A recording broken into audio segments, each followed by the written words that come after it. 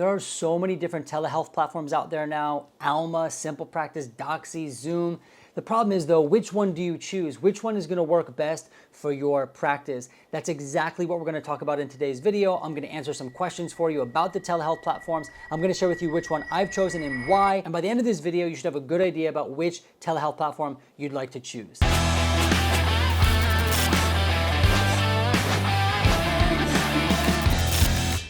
All right, so we're switching it up today. We're going with tea. I actually just spilled it. I usually have coffee.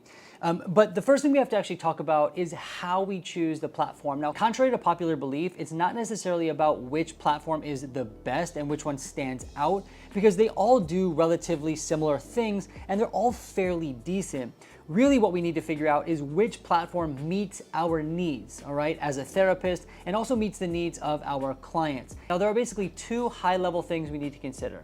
One, our needs as a therapist. There's a bunch of stuff under that. We'll talk about that in a second. And number two, the needs of our clients. All right, wow, look at that. Looks pretty bad, doesn't it? Let me get a little closer. All right. That look better? All right. Let's actually start with our needs as therapists first. Now, one of the first things we want to consider is making sure it's consistent and reliable. We don't want connection issues all the time. We don't want it to be laggy and choppy. We want it to be we want to log in, we want to see our clients, and we want that experience to be smooth. Now, none of these platforms, whether it be SimplePractice, ALMA, Zoom, Doxy, none of them are perfect. It's often due to internet connection problems. It can sometimes be due to the client's internet connection, even though you have a good one. It can also sometimes be due to updates that are happening on the software end. It can also be because a platform is new and they're working out the bugs. It can even be because we have an old machine. That was actually one of my problems. I had an old MacBook that I was using for a while, and eventually it just was not able to handle the telehealth platform any longer. I upgraded my computer and it worked beautifully. So we do want to consider different factors when testing out the reliability. Now, I would say that when you're testing out a telehealth platform, you give it a little while, right? Maybe a week, a couple of weeks, and you really want to see if you're able to get a reliable and consistent connection for your telehealth platform. Don't just give up on any platform the first try. Give it a couple of tries, see if any of the things we just mentioned are the cause of a bad connection or some lagging or something like that. And if not, and it's truly unreliable, then trying a different platform could certainly be helpful. The next thing we want to think about in terms of factors to look for is whether or not this platform is streamlined into our workflow. Now, I use SimplePractice telehealth software, and the main reason for this is because it's streamlined into my workflow. I don't have to send extra links to clients. I don't have to log into Zoom or anything extra. So when you're choosing your telehealth platform, think about how it's going to fit into your current workflow. And then the final thing I like to think about from the therapist perspective is, does it do what I need it to do in terms of clinical work? So as a therapist who does DBT, I'm often sharing worksheets, annotating on the screen, and things like that. So I definitely want my telehealth software to be able to share screen and actually to be able to write, so like a whiteboard feature. SimplePractice actually has that, which is another reason why I've chosen it, but a lot of platforms have it as well. So I know Zoom has it. And the reason why is because as a DBT therapist specifically, I do a lot of that work. And so I don't want my telehealth platform to get in the way of that. Now, you have to consider what kind of work are you doing with clients? Are you sharing worksheets? Do you need it to be more interactive? Do you need to be able to blur out your background?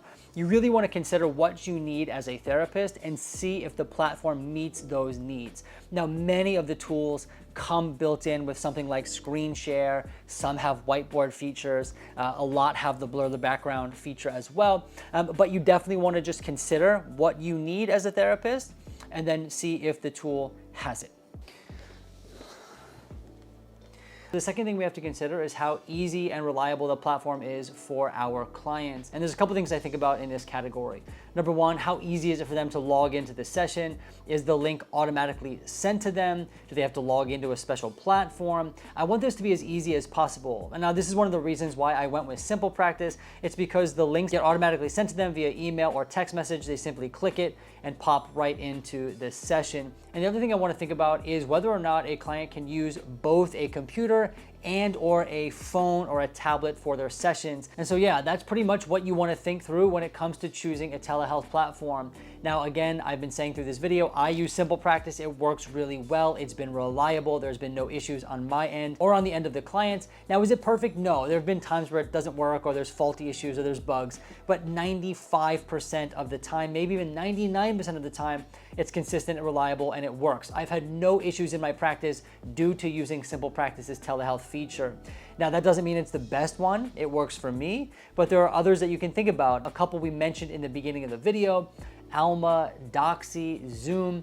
These all work probably pretty well. I haven't tested all of them out. But again, the thing you really want to think about is how does the particular platform fit into your practice and your specific needs? In that case, it's not a straightforward answer. I would encourage you to try out a couple, maybe even try out the ones we talked about today. Try each of them for a couple weeks, see how they work, see which one fits your needs, and then maybe try to go with that. And the thing about a telehealth platform is you can always switch. It's not like you have to be committed to it for a long time. They're fairly easy to switch back and forth. It's much easier than switching something like an EHR.